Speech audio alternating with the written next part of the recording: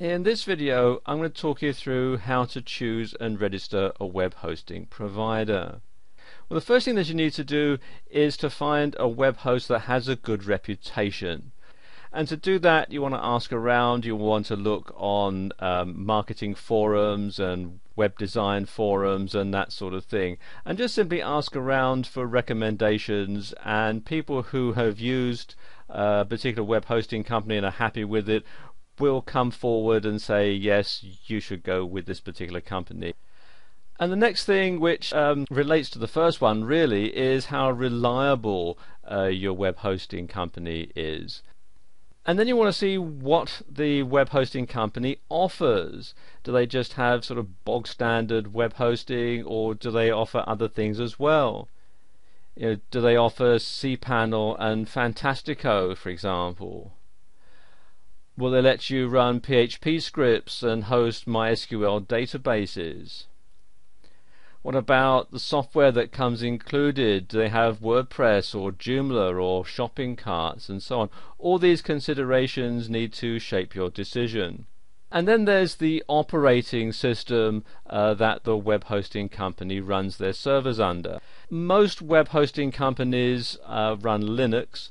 Some offer Windows, some offer both. You might need Windows if you're going to run certain back office operations, for example. And then there's the scalability issue with your hosting company. Are they going to be there to let you grow your website as your business grows? And then there's the price. And whilst nobody really wants to pay more than they have to, when it comes to web hosting, you get what you pay for. And if it seems too good to be true, it probably is too good to be true. And that's all I think I really need to say on that subject. And then there's the customer support that your web hosting company offers. And this can be very, very important, because once your website's down, then you're losing money. So you need to get it sorted out as soon as possible. So you need to be able to get onto your web hosting company right away if there's a problem. So does your web hosting company offer 24-hour live chat, for example, so you can communicate with someone any time of the day or night? Do they have a toll-free number so that you can call them and speak to a real person and sort out the issue?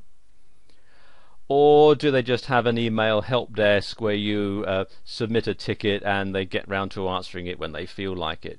All these sort of things had to be taken into consideration. And the final consideration is the server location, where the server is physically located. For 9 out of 10 people trading online, this doesn't really matter. You're trading internationally, and where your server is doesn't really come into it. But for some people, it can be a very important consideration. For example, if you run a website for an offline business and most of your customers are local, then it makes sense to have a web server, if not locally in the same town, certainly within the same country, simply because you can then avoid currency fluctuations because the bills will be in your local currency.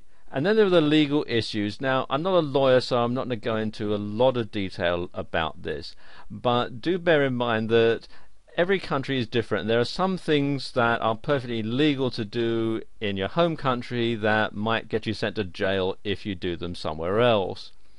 Now, if you have your web hosting in a different country to the one where you live or where your business is based, you need to make sure that your website complies with the laws in both countries. Now, for most people, this isn't an issue at all. But if your website is on what might be considered a contentious subject, for example, you have an online gaming site or an adult website, or you sell products that are regulated like alcohol or pharmaceuticals, or even if you're selling a product that's based on public domain content, copyright laws are different in different countries. So you have to take these into consideration. So if you are in any doubt as to whether the legality of what you're doing in the country where your website is hosted is different from what you are at home, then the best thing to do is to have a web host in your home country, and you could even go so far as to have your domain registration and credit card processing all in your same country as well,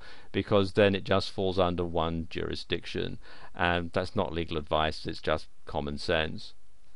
And the final consideration is if you have your own server and you're just renting the rack space, then obviously you want to make sure that the data center isn't all that far away, so that if there is a problem you can get in your car and go down and sort it, or get your engineer to go down and sort it. So like I say, for 9 out of 10 people watching this video, location isn't going to be a problem, but if you're the 1 in 10 person, then it's something that you need to consider very carefully. Now, one company that has an excellent reputation and ticks a lot of the other boxes as well is HostGator, which you'll find here at hostgator.com. And it's very simple to sign up with HostGator, and as you can see, their prices aren't too bad either. What you do is come down to where it says View Web Hosting Plans, and it takes you to this page, and you can see the different hosting plans and also what you get with them. For example, they've got cPanel and MySQL databases and software like Joomla and WordPress and so on. So let's say I'm just starting out and I decide I want to go with their so-called hatchling plan, which you can find here. All you have to do is click on the Order Now button. Takes you through to this page where you can either choose a domain name and HostGator will help you register it, or you can enter an existing domain name if you have one already. I already have one that I'm going to use, so I'm just going to enter it here. It's anothercompany.co.uk, and if you have a coupon code, you can enter it here. As you can see, at the time that I'm making this video, they have a special offer going, so it's already been automatically entered in. And then click to step 2, and this is basically where I put in all the billing information, the username and the security PIN number, and then I enter all my credit card information and so on, and then read the terms and conditions, of course, and then click on the button here to create my account. And what will happen next is HostGator will set this up for me, and then they'll send me an email which will have the name servers listed, and then what I'll do is change the name servers on my domain registrar so that they point to HostGator, and that's it. After, it can be up to an hour or so to get it all set up, but then I can simply log on to my website, log into my cPanel, start uploading all the data that I want to have on my website, and hey presto, I'm in business. It's that simple.